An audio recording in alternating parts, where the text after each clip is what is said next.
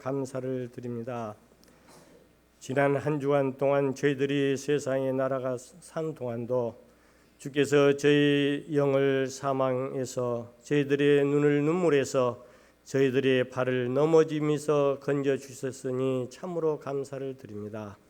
그러나 저희들은 이 생의 자랑과 육신의 정욕과 안목의 정욕이 눈이 어두워 주님의 말씀을 제대로 이행하지 못하였고 이웃들을 제대로 사랑하지 못하였습니다. 이 저희들의 이 허물과 죄를 존귀한 주의 보혈로 정케하사 우리의 영혼을 깨끗게 하여 주시옵소서. 우리의 영혼을 받아 주시옵소서. 무엇보다도 지난주에 저희들은 우리 황숙한 집사님께서 하늘나라의 부르심을 받아 우리 곁을 떠나셨습니다. 사랑하는 주여, 홀로 남은 우리 고은이와 예은에게 주께서 친히 사랑의 손길로 찾아가시어서 아픔과 고통을 어루만져 주시옵소서. 하늘의 위로로 채워 주시옵소서. 또한 저희들이 이번 일을 계기로 해서 우리 고은이와 예은에게 늘 하늘의 만나가 채워지도록 그리하여서 살아계신 임마누엘 하나님을 그들이 체험할 수 있도록 하시고 우리들이 함께 울고 함께 우는 공동체의 사랑을 그들이 맛볼 수 있도록 저희들이 사랑의 손길을 펼 수 있는 기회가 되게 도와주시옵소서. 주여, 또한 무엇보다도 이번 일을 계기로 해서 저희들이 하나님께서 저희들과 저희 교회를 향한 하나님의 목소리와 뜻을 깨달아 알 수 있는 복된 은혜의 시간이 되게 도와주시옵소서. 사도 바울처럼 주께 받은 사명, 그 은혜의 복음을 전하는 일에 나의 생명을 조금도 귀한 것으로 여기지 않겠다고 한 그 주의 제자로서의 길을 걸어갈 수 있도록 저희들에게 은혜를 덧입혀 주시옵소서.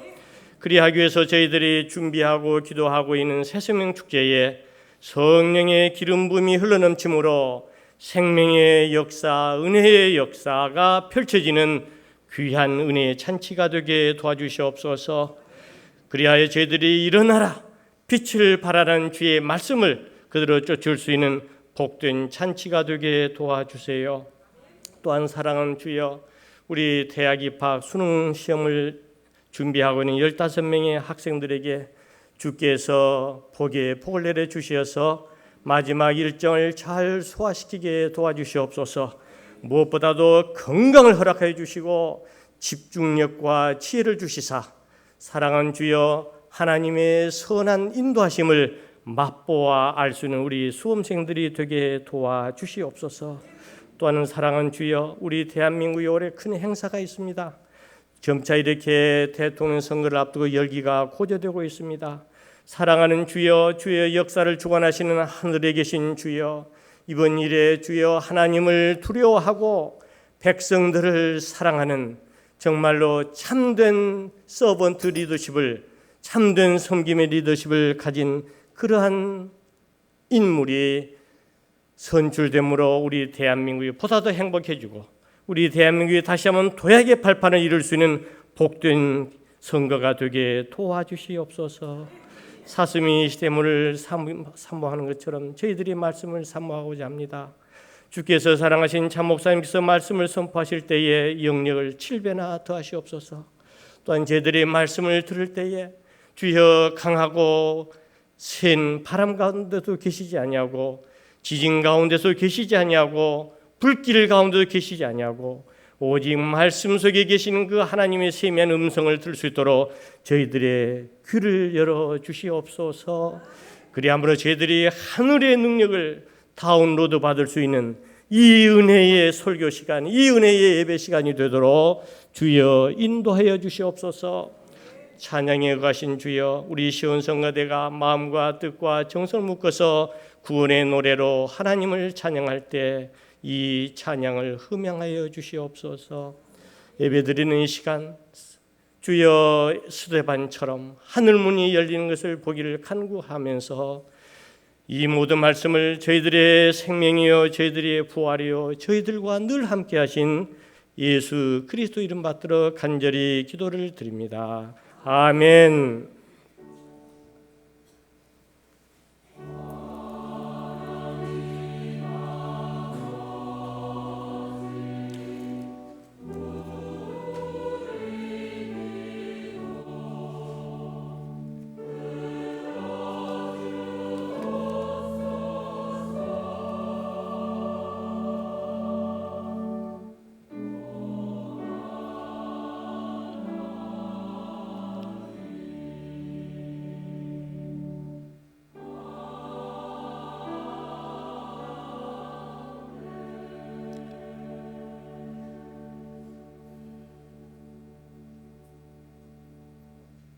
봉헌하겠습니다.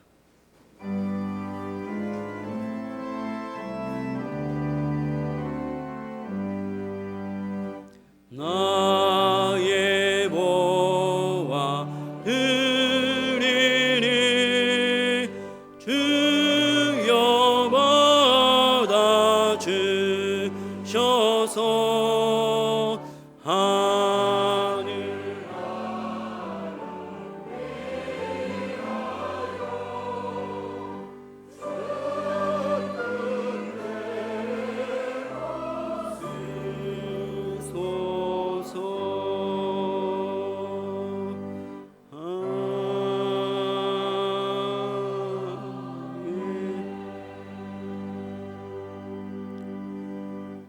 우리와 함께 하시는 하나님 아버지 감사합니다.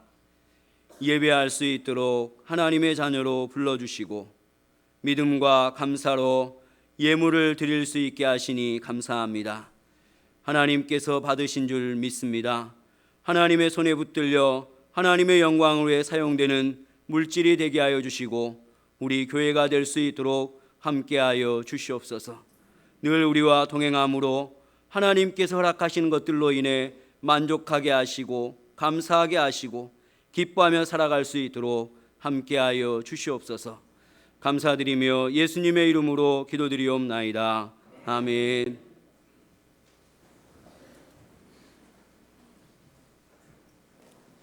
하나님의 말씀은 스가랴 9장 1절부터 8절까지 말씀입니다. 구약성경 1320쪽에 있습니다. 구약성경 1320쪽입니다.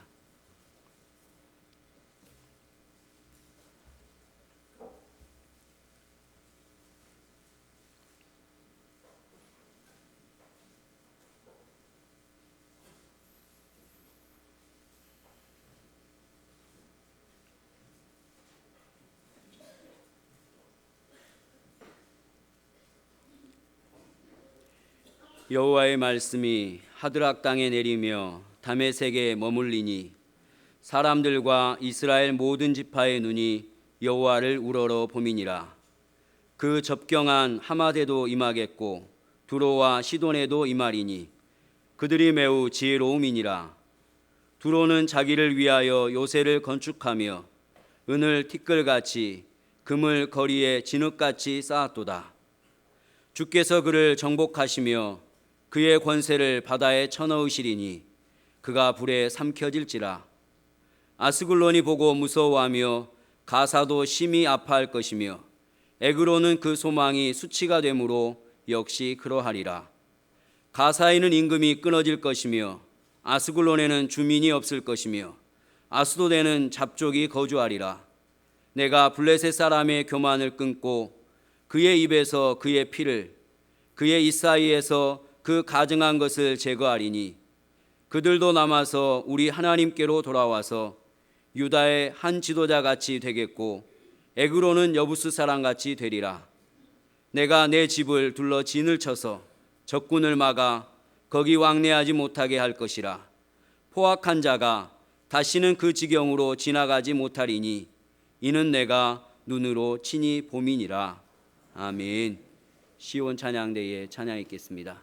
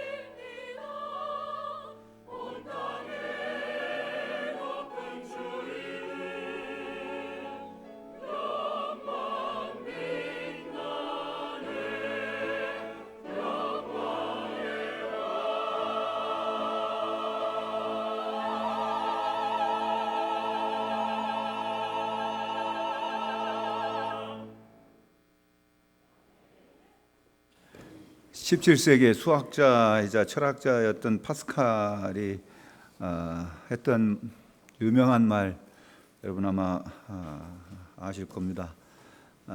인간은 생각하는 갈대라고.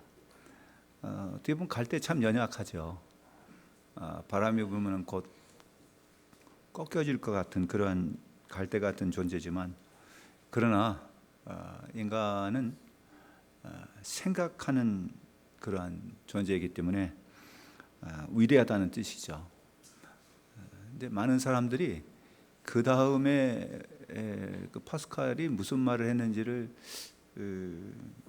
뒷말은 잘 알려지지 않아서 모를 수가 있어요. 이런 말을 했어요.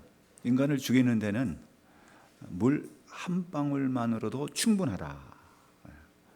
그러나 인간은 우주보다도 훨씬 더 고귀한 존재이다. 왜냐하면 인간은 자기가 죽는다고 하는 것을 알고 있기 때문에 그랬어요.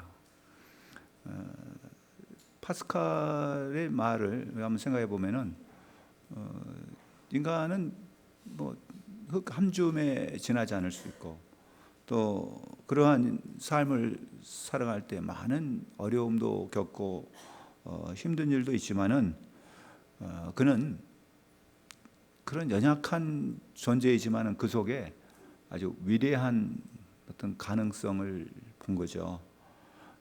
인간의 어떤 속성으로 이렇게 비교를 해본다면, 동물과 비교를 해본다면은 사자처럼 용맹스럽지도 못하고, 어떤 독사처럼 독을 갖고 있는 것도 아니고, 독수리처럼 높이 날 수 있는 날개도 없고, 타조처럼 빨리 달릴 수도 없고, 개처럼 후각이 뛰어나지도 못해요. 거의 모든 동물은 태어나자마자 뭐 걷기 시작하고 생존할 수 있는 그러한 것을 알고 이제 태어나잖아요. 그러나 우리 인간은 태어날 때부터 누군가의 도움이 없이는 혼자서 스스로 살 수 없는 연약한 존재라는 거죠. 그런데 이런 연약한 존재이지만은 위대한 일을 행할 수 있는 것은 생각을 할 수 있다고 하는 거죠. 근데 요즘은 생각 없이 사는 사람들이 참 많다라고 표현해요. 생각이 없는 게 아니라 생각이 짧을 수도 있고, 엉뚱한 생각을 할 수도 있고, 또 그 생각을 뭘 하면서 사느냐 하는 건데, 그것 때문에 사회에 많은 문제도 생길 수 있잖아요. 그래서 요즘에 그런 이야기를 해요. 야, 좀 생각 좀 하고 살아라. 여러분, 생각 좀 하고 살라는 거예요. 생각 없이 사는 사람, 왜 사는지, 또 내가 하고 있는 일이 이게 과연 이게 선인지 악인지, 이게 뭔지를 잘 구별하지 못하면서 사는 생각 없는 사람들처럼 살 때가 많다는 것이죠. 무슨 말씀을 드리려냐면은, 우리의 삶 속에는, 내 안에는 선과 악, 빛과 그림자, 양면이 있다는 거죠.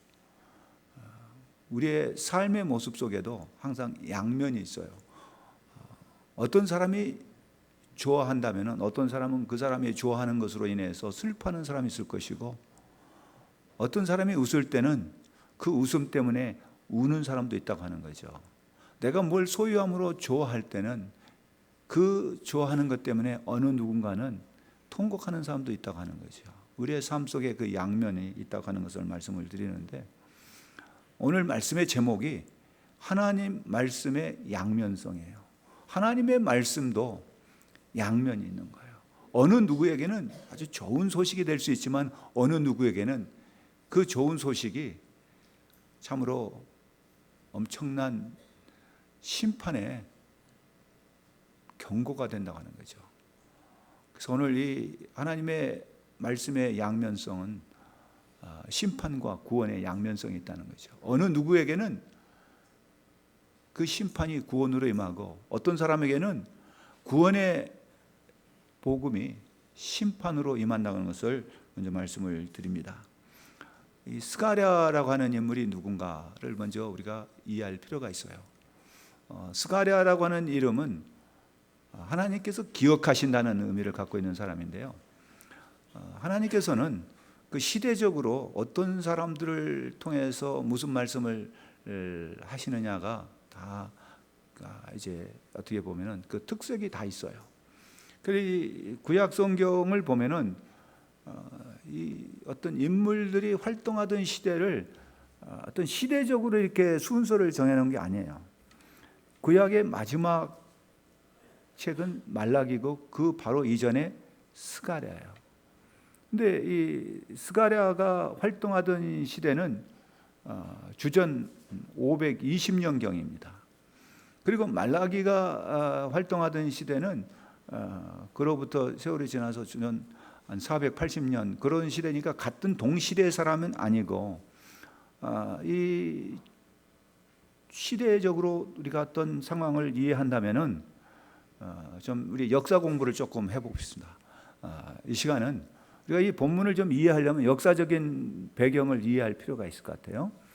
지금 시대적인 상황은 지리적인 그 장소는 지금의 이스라엘, 팔레스타인 중동 지역입니다. 그에 이스라엘이 남북 왕국으로 나눠져 가지고서 북왕국은 아수르 제국에서 주전 721년에서 멸망을 했어요.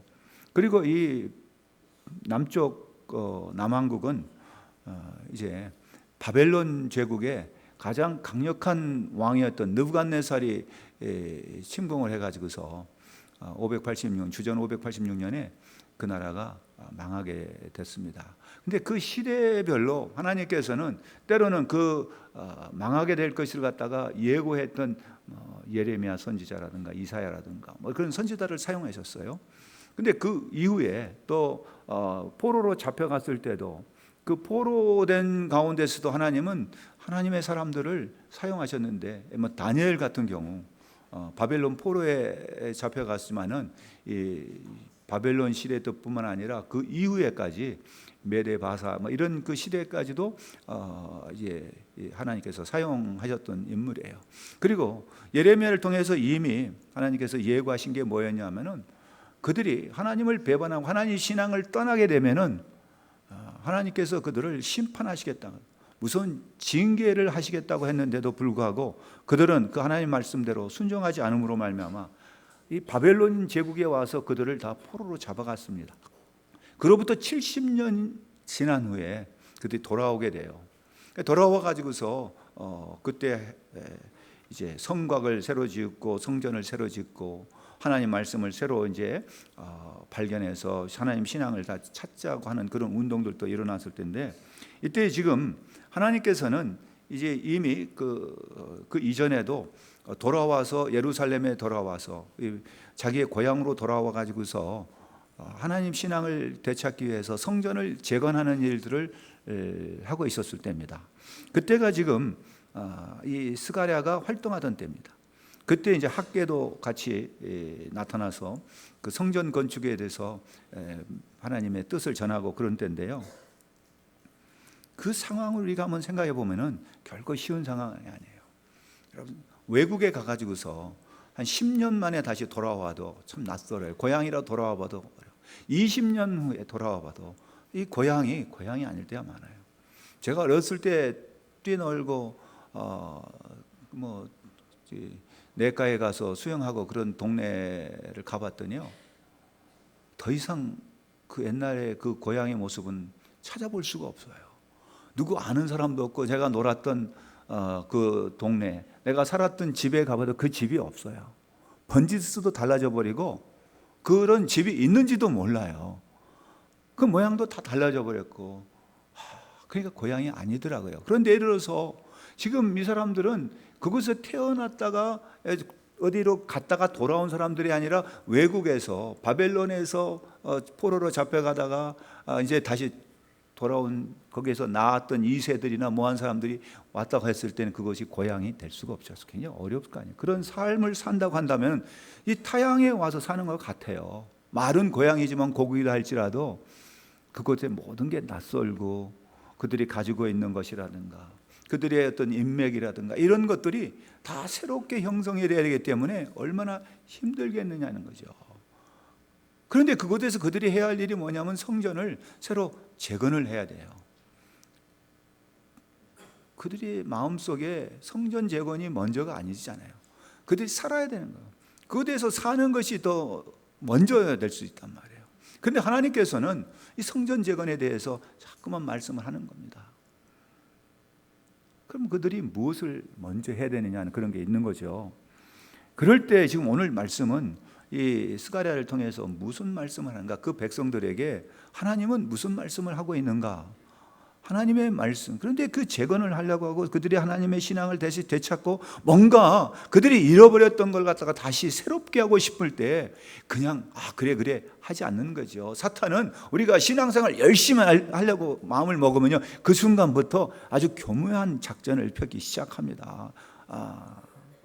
정말 우리가 하나님 앞에 예배를 집중하려고 해도 사탄은요, 그 마음을 갖다가 흐트러 놓기가 쉬워요.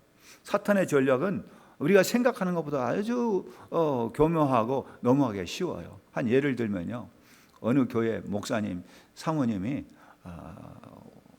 이 옷을 참 좋아해가지고서 뭐 시간이 나거나 돈이 있으면은 가서 옷을 가서 입어보요. 백화점 가서 이것도 입어보고 저것도 입어보고. 그러니까 이제 그거를 목사님도 뭐 좀 사지 말라고, 뭐 이제 그만 사라고 몇 번 했는데, 그때마다 내가 이길 수 있는 방법을 가르쳐 줄게. 그랬더니 뭔데? 그랬더니 사탄아, 내 뒤로 물러가라 그랬대요. 그래서 이제 어느 날은 보니까 또 이 사모님이 옷을 입고 집에 딱 가보니까 이게 거울 앞에서 이렇게 앞뒤로 이렇게 보고 있는 거예요. 그래서 아니 여보, 옷 사지 말았는데 왜 또 사서? 그랬더니 그 내가 가르쳐 준 대로 안 했냐 그랬더니 그렇게 했지. 그래서 사탄아, 뒤로 물러가라 그랬대요. 그랬더니 사탄이 뒤에서 사모님은 뒤에서 봐도 멋있어요.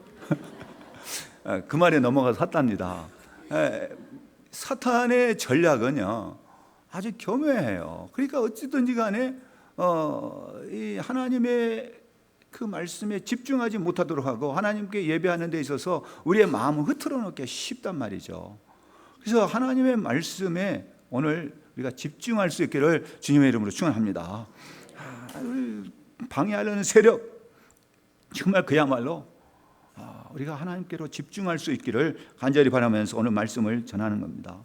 이 스가랴를 통해서 하나님께서는 뭐를 말씀하셨냐면은 8가지의 환상을 그게 보여줬어요. 1장부터 8장까지는 그런 환상에 관한 부분이에요. 그리고 그다음에 이제 9장부터 마지막 이제 14장까지의 내용은 앞으로 되어질 일에 대해서 얘기를 하는데, 이제 메시아가 오실 그 내용과 함께 메시아가 오셨을 때 그를 거부한 사람들에 대한 징계와 또 다시 오실 메시아로 인하여 그 메시아가 이룰 그 통치에 대한 모습을 보여주고 있음으로써 이 스가랴서는 그야말로 굉장히 중요한 부분에 하나님의 메시지를 담고 있는데요. 오늘 읽었던 이 9장은 크게 나누면 두 부분으로 나눠서 볼 수가 있습니다. 이것은 하나님의 심판을 말하고 하나님의 구원을 말하고 있는 그런 부분을 볼 수가 있는데, 오늘 그 핵심적인 이 내용이 오늘 9장 1절에 그 아주 딱 함축이 되어 있다고 볼 수가 있습니다. 한번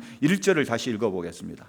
여호와의 말씀이 하드락 땅에 내리며 다메섹에 머물리니 사람들과 이스라엘 모든 지파의 눈이 여호와를 우러러 봄이라. 근데 이 말씀 중에 어떤 것이 참 우리의 시선을 집중을 시켜야 되는가, 어떤 부분에 우리가 시선을 집중시켜야 될까 하는데, 여기 보면은 첫 번째 뭐냐면 하나님의 말씀, 여호와의 말씀이 이렇게 나오고 있어요.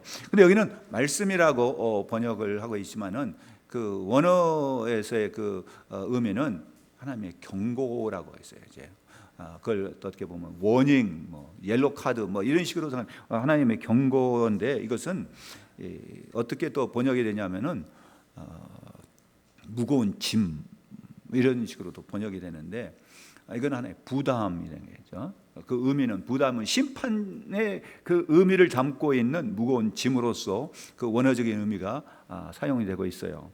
그래서 이 마태복음 11장 28절에는 수고하고 무거운 짐진 자들아 다 내게로 오라, 내가 너희를 쉬게 하리라 할 때 그 짐을 영어로는 burden이라고 그래요. 그 의미, 여기서 여호와의 말씀이 그 뭐냐면 하나의 burden이에요. 이게 소가 이 쟁기를 끌고 할 때 멍에를 매듯이 그게 이 말씀이 하나의 멍에처럼 버든이에요. 그거예요. 이게 하나의 그 무거운 짐이라는 거죠. 그래서 그 하나님의 말씀이 그 부담되는 말씀, 무거운 짐과 같은 경고의 말씀이 어디에 내려면 하드락 땅에 내렸다는 거죠. 여기에 그게 하드락 땅에 내리고 그다음에 다메섹에 머물러 있다는. 근데 이런 말씀을 전해야 되는 이 선지자 역시 이 말씀 전하기가 쉬운 일이 아니에요. 이 말씀을 전할 때도 하나님의 말씀을 전하는 자가 쉽게 전하는 결코 아니잖아요. 이 말씀은 지금 뭐냐면 심판에 관한 말씀이에요. 심판을 전하는데 누구냐면은 바로 이 심판의 대상이냐면 당시에 이 어느 제국이냐면은 바벨론 제국을 멸망시킨 메데 바사라고 하는 그 제국에 향한 메시지예요. 쉽게 얘기하면은. 근데 그 메데 바사 정말 엄청난 힘을 갖고 있는 그 제국이 망할 것이라는 메시지를 전한다고 하는 게 전하는 자에게도 엄청난 부담이 되길 거고 듣는 사람도 부담이 될 거 아니겠어요?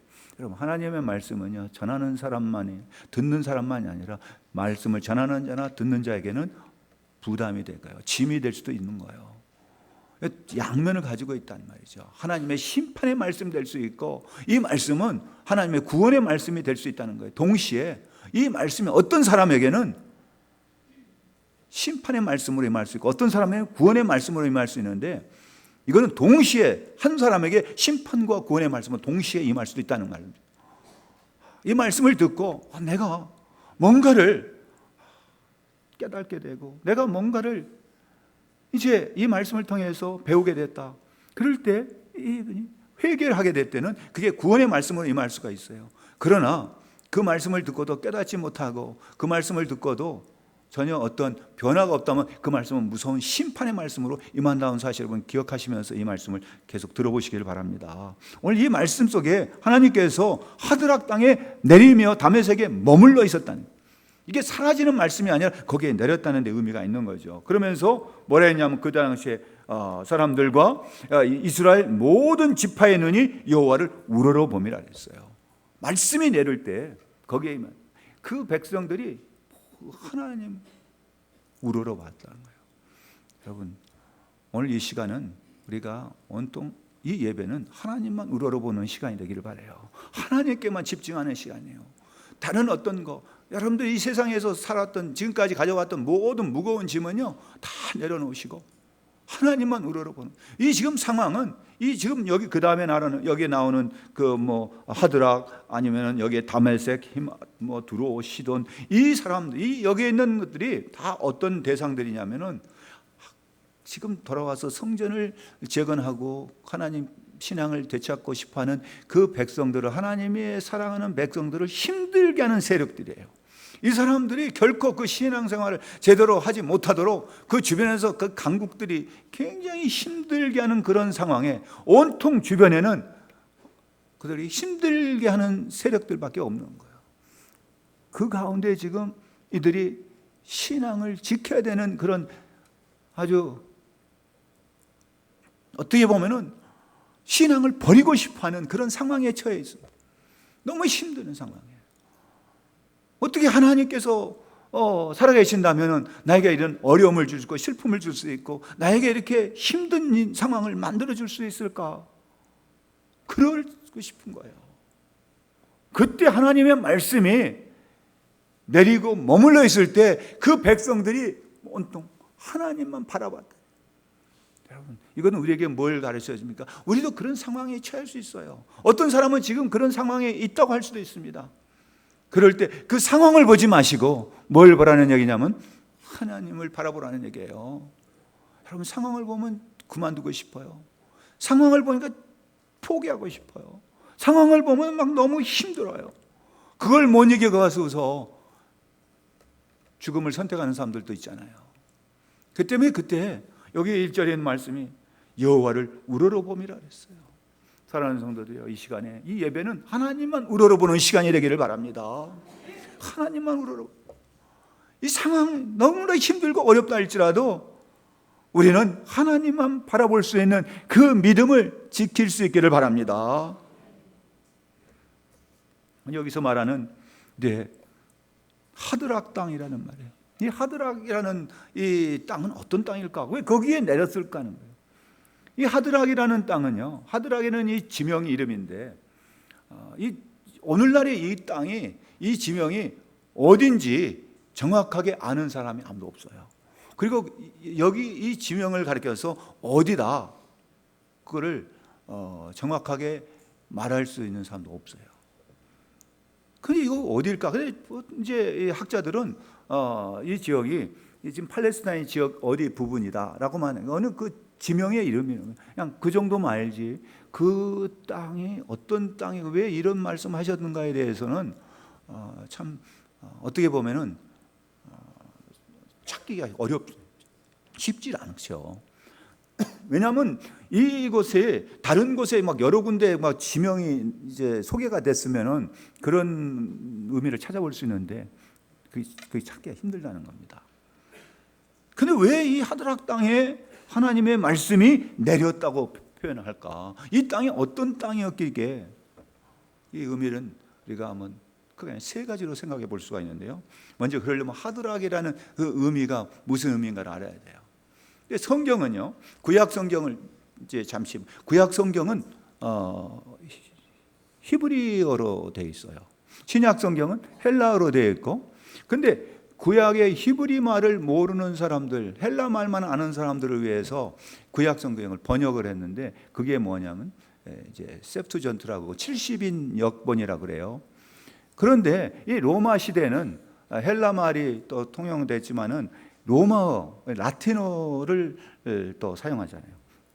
그래서 제롬이라고 하는 사람이 이 4세기경에 이 성경을 라틴어로 번역을 했어요. 그 라틴어로 된 성경의 번역을 보면 이 말의 의미를 이해할 수가 있는 겁니다. 이 하드락이라는 그거는 여행을 한 사람들 가운데는 하드락 카페 많이 봤을 거예요. 어떤 데 보면 곳곳에 있어요. 우리나라에도 이태원에 가면 하드락 카페가 있고요. 하드락이라고 해서 나는 처음에 이제 락 음악을 트는 그런 카페인 줄 알았는데 그 식당이에요. 이제 그런 식당인데, 근데 그런 이름이 아니라 하드락이라는 게 그런 음악적인 그런 것이 아니고, 여기에서 말하는 것은 두 단어 하드하고 락이라는 것이 합성어되는데, 하드라는 것은 영어로는 strong하는, 강하다는 얘기고, 락은 weak해요, 약하다는 거죠. 그러니까 하드락은 뭐냐면 강하고 약한 것이 서로 합쳐 있는 거예요. 그러니까 이 양면성이 있다는 거죠. 강한 것 같으면서 약하고, 약한 것 같으면서 강하고. 이 하드락 땅에 임했다. 근데 이 하드락이라는 그는 하나의 상징적으로도 교훈적으로 보여준다 그러는데, 그것을 뭐냐면 메데 바사의 그런 모습을 하드락으로 보고 있다라고 해석할 수도 있어요. 그래서 그 해석을 이제 어떻게 보면은 강하면서도 약한 그런 나라, 그건 메데 바사예요. 현재 지금 그 당시에 메데 바사를 말할 수 있다고. 또 그런가 하면은 강하면서도 약하지만 약하면서도 강하게 된다. 강한 자가 약해지고 약한 자가 강해진다는 그런 식으로 해석을 합니다. 또 한편에는 이것은 곧 누구냐면은 예수 그리스도를 표현하는 거죠.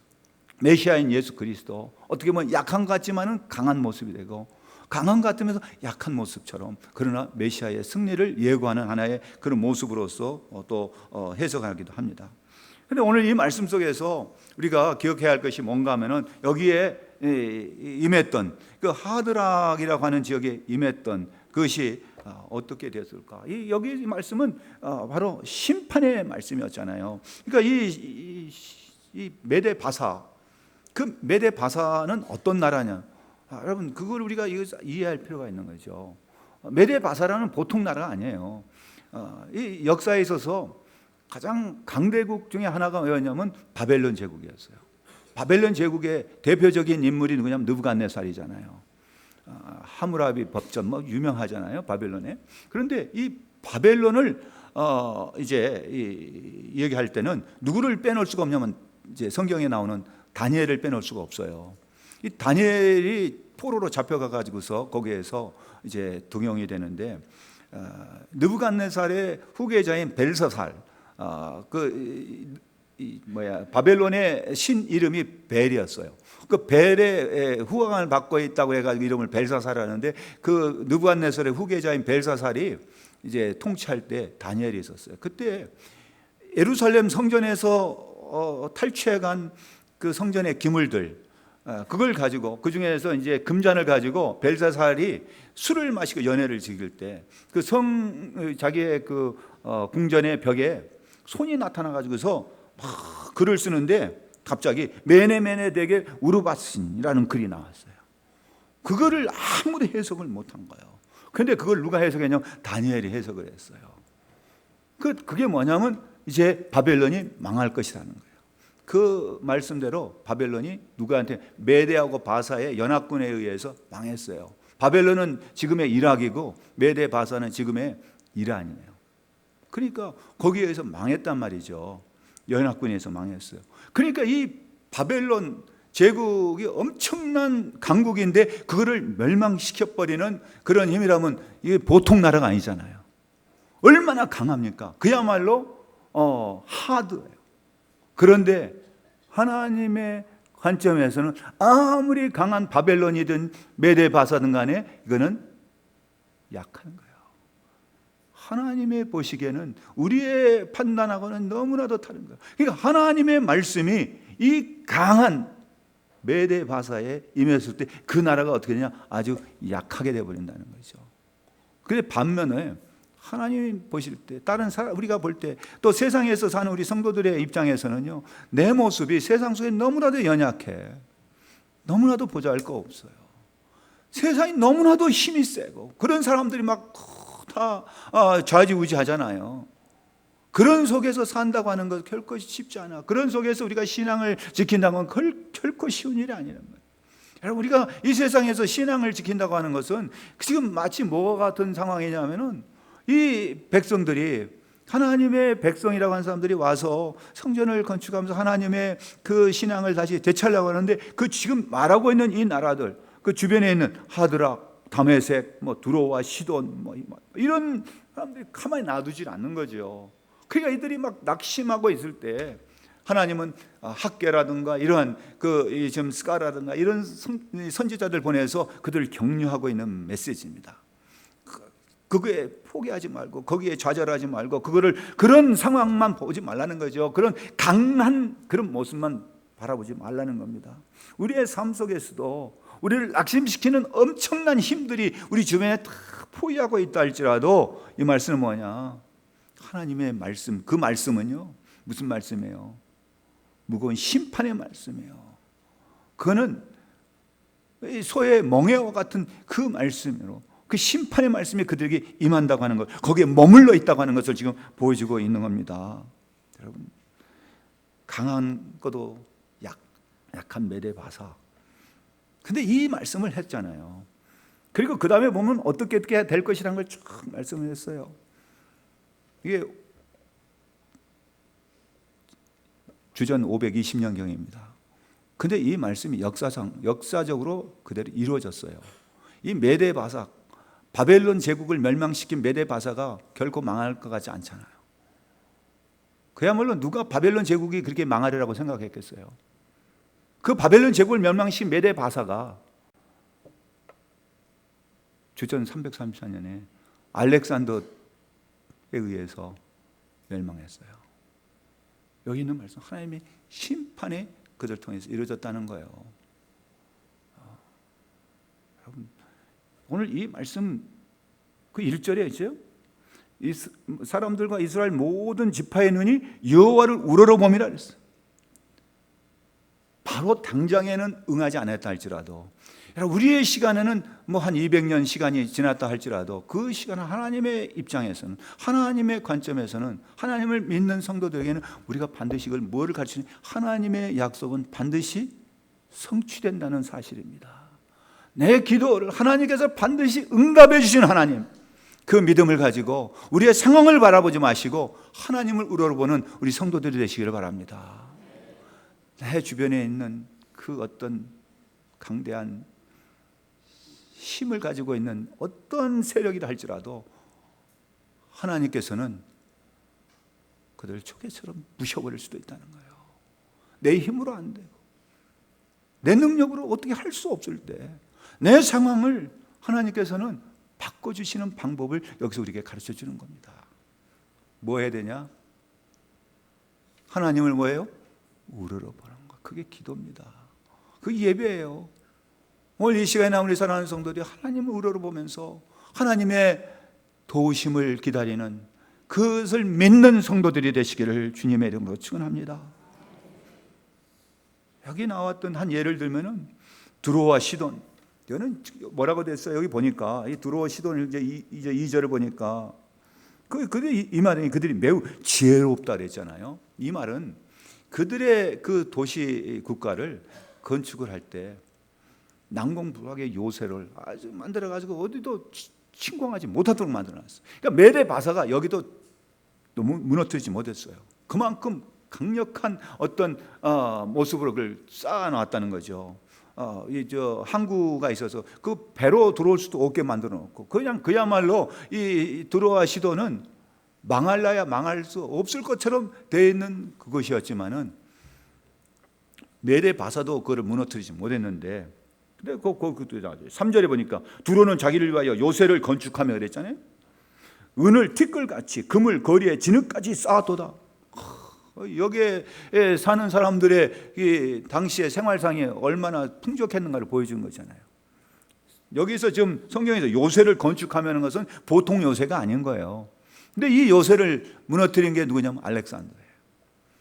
그 방법이 그냥 가서 대포로 쏴가지고 무너뜨린 게 아니고, 그 요새가 이만큼 높다 그러면은 하나씩 갖다 흙을 갖다 묻고 뭘 갖다 묻어가지고서 시간이 가더라도 그 성 높이만큼 쌓아 올라가서 거기를 침공해 들어간 거예요. 그 방법이 이제 나중에 훗날에 로마의 제도 장군이 마지막 마사다 성을 점령할 때도 그런 식으로 해가지고서 했듯이 알렉산더는 이미 그 방법을 써서 이 두로와 시돈을 갖다가 점령을 해서 그때 죽은 사람들의 그 숫자는 엄청날 것이고, 그 바다에 그 핏빛으로 변하고 그 포로로 잡아가는 수만 명이에요, 알렉산더가. 그래서 망했어요. 역사적으로 그 말씀이 그대로 다 이루어졌어요. 하나님의 말씀이 임했다는 것은 그냥 뭐 복음의 말씀이 아니에요. 심판이 임했다는 거예요. 여러분, 하나님의 심판이 임했습니다. 그 말씀이 언제 임하느냐? 우리의 시간적인 개념으로는 그게 빠르다 늦다 그렇게 계산할 수 있지만, 반드시 하나님의 약속은 어찌 된다고요? 성취되고 우리의 기도를 응답하시는 하나님인 것을 우리는 확신합니다. 이 예배를 받으신 하나님, 그 하나님을 우리는 믿는 거예요. 우리의 기도와 우리의 예배를 받으시는 우리 하나님, 그 하나님께만 우리가 우리의 모든 것을 집중할 수 있기를 주의 이름으로 축원합니다. 그런가 하면 이 말씀은 동시에 뭐를 담고 있다고 그랬어요? 구원을 담고 있어요. 복음을 담고 있는데 그게 8절입니다. 8절 읽어볼까요? 내가 내 집을 둘러 진을 쳐서 적군을 막아 거기 왕래하지 못하게 할 것이라.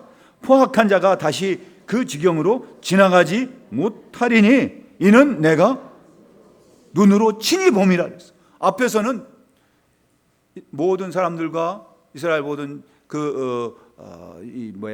지파들이 하나 이렇게 눈을 향하여 바라봤다는데, 여기서는 이렇게 보고 하나님 내가 본다. 여러분, 우리가 하나님을 향하여 눈을 들 때 하나님은 우리의 가장 가까운 데서 이렇게 지켜보고 있는 거예요. 내가 하나님 앞에 예배하실, 우리 여러분 지금 예배하는 이 시간에도 하나님은 우리를 지켜보고 계신 거예요.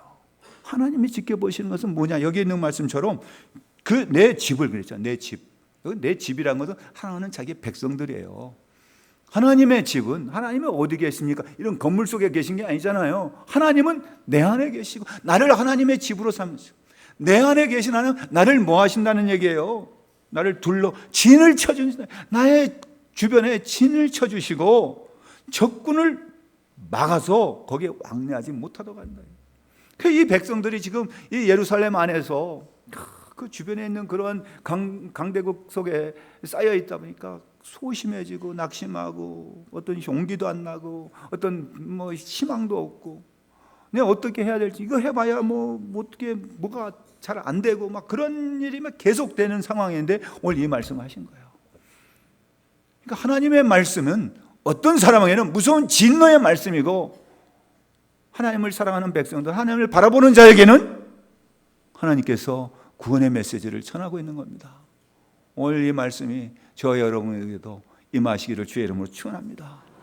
주여, 나에게도 주님 이 말씀을 해 주시옵소서. 이 예배를 주님 앞에 드려오니 이 예배를 받으시고, 주님 이 말씀 우리 사랑하는 성도들에게도 이 스가랴를 통해 하셨던 그 말씀이 나에게도 살아서 움직여 역사하는 오늘의 말씀이 되게 하여 주시옵소서.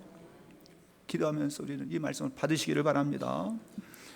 이 말씀과 연관해서 우리가 볼 수 있는 것은 그 앞에 잠깐 넘겨보시면요, 2장 5절을 보시면 뭐라고 하시는가. 여러분, 이 스가랴 2장 5절에 이런 말씀이 나와요. 이 말씀을 하기 전에 이미 하나님께서 이런 약속을 하셨어요. 뭐라 그랬어요? 다 같이 읽어봅시다. 여호와의 말씀에 내가 불로 둘러싼 성곽이 되며 그 가운데서 영광이 되리라.